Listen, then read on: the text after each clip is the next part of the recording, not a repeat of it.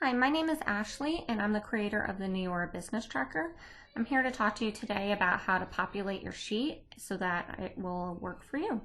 When you first open the Business Tracker, you're going to see an introduction tab, and this tab is just for your own reference, so it's not really anything you need to do there. The next tab that you'll see is called the P&L Summary. And so this tab is going to give you a full summary of all the information that you need to know from your business. It's set up basically as a bunch of formulas that are going to reference other things throughout the sheet. And so one of the things you want to keep in mind is that you should not mess with this tab by any means. So don't change or alter anything on this tab. The same thing goes for the quantities tab that you see down here. You're not going to want to edit or change anything on that tab either. So those are the two tabs that you want to make sure you don't do anything to. If you scroll down, you can see information that's populated, and here's your expense categories. It gives you a summary of your total expenses, your total profits, and then it actually tells you your net profit loss. It also gives you a kind of summary of what your cost of goods are for any remaining inventory you have in stock. The only thing you're going to want to change on this page is the year. And so I always recommend saving a blank copy of your tracker. That way you can use it from year to year. And so if you're going into, say, 2021, you would come up here and you would change the year to 2021. And then you can see it actually updates the year over here on these headers. So we'll go back and change it back to 2020. But yep, that's the only thing you're going to want to change on this tab. Everything else is just for your own reference. The next tab you're going to come to is the Neora Income tab. And so this tab is set up so that you can enter any of the income that you receive from the company. I have it set up to where you can put in commissions weekly, as well as any of, some of the big bonuses that we receive, as well as other categories. So it's pre-populated to where you can enter quite a lot of detailed information about your income, but you can simplify it if you wish. Like if you don't want to put in a weekly commission, if you just want to put in a monthly commission, you can change it on here. And then you can see if I change it here and go back to the P&L summary, now instead of saying commission week 1, it says monthly commission here. So you can edit these however you want. The only thing you can't do is really delete them. So, don't delete a column, but if you want to just come in here, you can say you don't want all of this, you can just delete it, the actual title, and then you'd come over in the P&L summary and it just shows you like basically blank dollar signs. Oh, sorry. Okay, so let's say in April I got a monthly commission of $500, and then I got a lifestyle bonus, let's say of $250. So I'll go ahead and put those in so that y'all can see what it does. If you go to the P&L summary, you can see now in April it shows that same information over here. Okay, so the next tab that you're going to come to is called the Expenses tab. And this is basically what it sounds like. It's a place for you to enter all of your expenses for your business. So let's say that I placed an order in in April of 2020, and I went to the USPS store and I purchased some shipping supplies. So I'd enter all that. In the category, I can do the drop down and I'll come in here and find, say, okay, maybe I bought packaging supplies and I paid $25. So we'll put that information in here. And again, if we go back to the P&L summary, you'll see now under packaging supplies in April, it shows me my $25. And so then you can see your net profit and loss because you made $750 in profit and I spent $25 on packaging. I only am profiting $725 that month. Okay, let's go back to the expenses. One of the things that you want to make sure that you do is when you do place an order with the company and they charge you shipping or taxes, you're going to want to include that here on your expenses tab. So let's say I placed an order in, let's say it was March 15th to Neora, and they charged me my shipping cost. Oops, sorry, I can't type. Oops, shipping. And I'm going to put that under category of shipping costs. And let's say they charge me $5. And that same order, I was charged taxes and let's say it's, oh shoot, sorry. I'm going to find my drop down and I'm going to say taxes paid, and let's say I paid $15 in taxes. Again, if I go back to the P&L summary, you'll see that populates under March.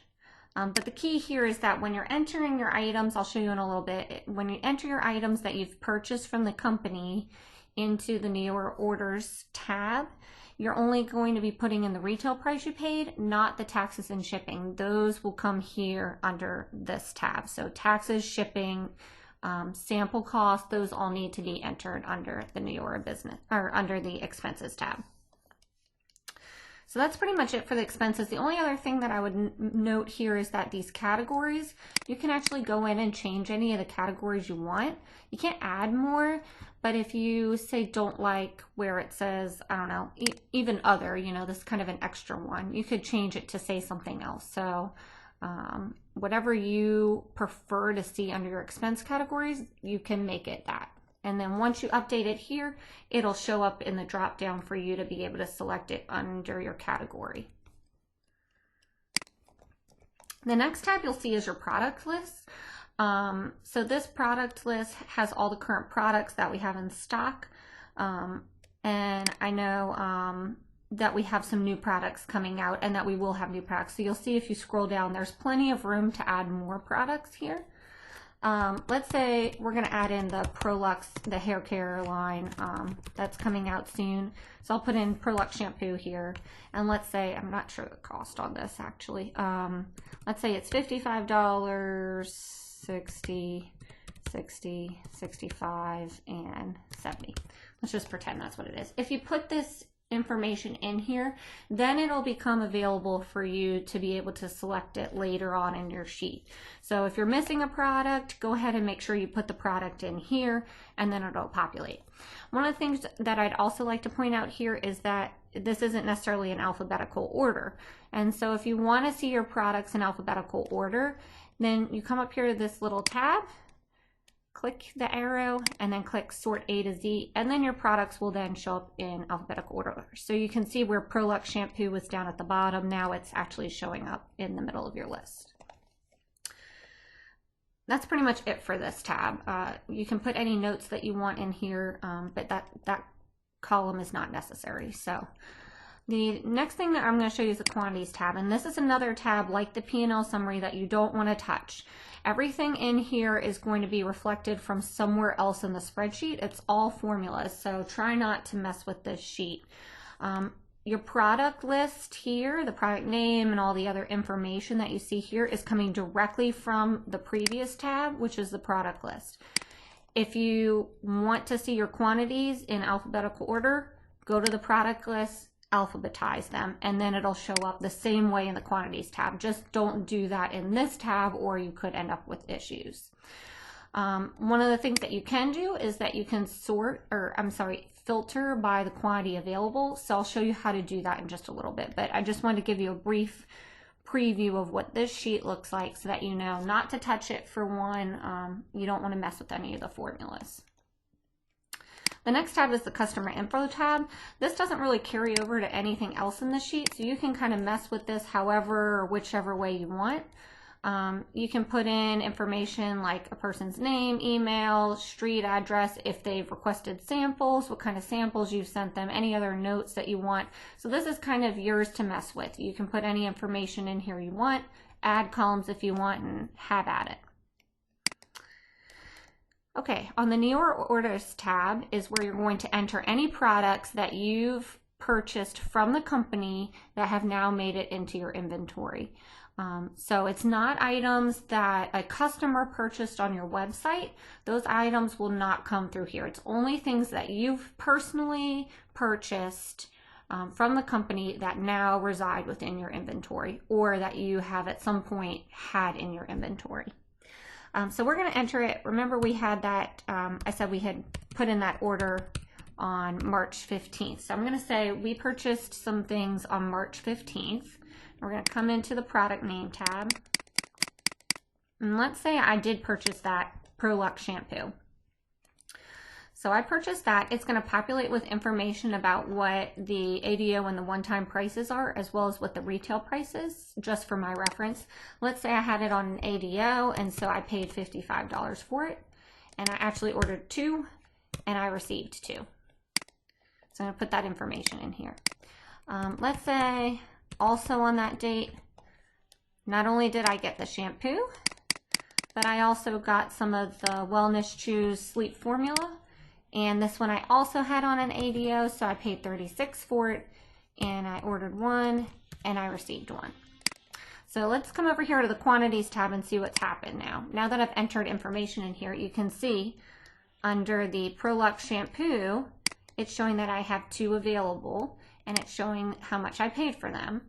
Same thing with the sleep formula. I have 1 available now because I purchased 1, and my cost of goods is $36. So now that I've entered information in here, you can see where it's carried over to the quantities tab. What if I kept one of the ProLux shampoos for myself? I didn't really keep it as a sample, I just kept it on my own. I'm going to put a 1 in here.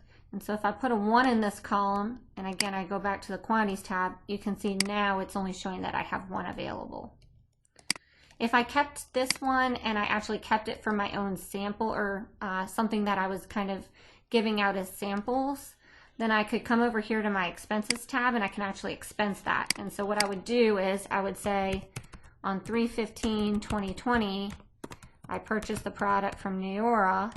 It was the shampoo, and I purchased it as a sample or a tester, and I paid $55 for it. I know I paid $55. I can come back here and look and see, but that's how much I paid. So I could actually put this in here as a sample or tester, and then that way I can account for something that I purchased to give away. Okay, so let's say I have this information in here now, and I want to go look at my quantities tab and figure out how much I have in stock. I can actually come here to this quantity available and click the little arrow. And if I come down here and uncheck the blanks and say okay, it'll only show me the things that I have in stock. So this is a really quick way for you to come and look and see, okay, what is it that I actually have available for me to sell? And does it match the inventory that I actually have? Make sure that I'm, kind of keeping track of everything. So that's a quick way to do that. If you, again, click the arrow, uncheck the blanks, click the arrow, check the blanks, then everything appears again. Okay, so that's pretty much the Neora Orders tab. The next tab is the Inventory Adjustment tab. Let's say that on 4/15/2020, I traded one of these sleep formula chews, and I traded the one that I have in stock for an energy formula chew. So I said, you know what, I really don't need that sleep formula. I really needed the energy, and I have a friend who is also a rep who basically said, hey, I have an extra energy formula, I'll just trade you. So, I paid $36 for it. I'm trading one out. I would come in here and then say I traded one in, and under my traded cost, I would basically just use the same cost I paid for the original item. And so now, if I come into the quantities tab, you'll see I no longer have this sleep chew available. Now I only have an energy chew available. And so if I, again, filter cost of good, the quantity available, then you'll see it shows the energy formula and not the sleep formula. So that's a quick way for you to be able to do inventory adjustments if you need to. Okay, so the last tab I'm going to show you is the Customer Inventory Sales tab. And so this is for orders that people place from you in order for them to purchase your product. It's not products that are purchased from the website directly. It's only things that they've purchased from your personal inventory that you have in stock. So let's say on 4/20/2020, Minnie Mouse came over to my house, and oh shoot, mistyped her name. Minnie Mouse came over to my house and she said, I really need some new shampoo. So she's going to buy one of my ProLux, one of my ProLux shampoos. So I'll select it from the list. You can see there's one available before the sale. Once I sell her my one, then it goes away. There's no more available. And then it gives me information about the different prices. Let's say that I sold it to her for the full retail price. I'll put it in here as the $70. That's what I charged her. Let's say she doesn't live near me. I said she came over to my house, but let's pretend she doesn't live by me. I could put in $5 from the shipping that I charged. And because she's my friend, I gave her a $5 discount. And then under taxes charged, let's say I charged her $4.25 for taxes, and then processing fees. This is kind of like, let's say she purchased through Square and I have a processing fee associated. Let's say it was $1.25. I'd put $1.25 in here. So once I put all that information in here, you can see it's populated other columns. So it told me what the total charge to the customer is. So her total charge was $74.25. And my net profit on that was $18. So that's how much I actually profited from that sale. It also gives you information here. You can have drop downs if you want to use these, such as yes, no, if you sent an invoice, whether or not they've paid the invoice, did you ship it, other notes. So those are available for you as kind of record keeping. So let's see if we go back to the the P&L summary.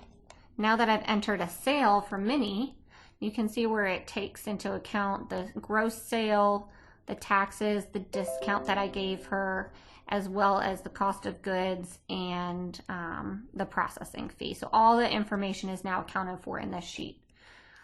Let's go back real quick. I just want to show y'all, if I go back to that same tab and I change her date to say 5/20/2020. Oh shoot, sorry. 5/20/2020. So now the order was in May, it wasn't in April. If I go back to the P&L summary, you can see now that information got moved to May rather than in April. So make sure you put a date in every single line of the customer order, and then it will pull it to put it in the right column. So that's pretty much it. I'm going to go ahead and close out this video. This is basically your introduction. I'm going to have another video that will show you, once you've, say, finished out a year, how do you go and move into the next year if you have existing inventory. So be on the lookout for that one, and I hope you enjoyed. Thank you so much.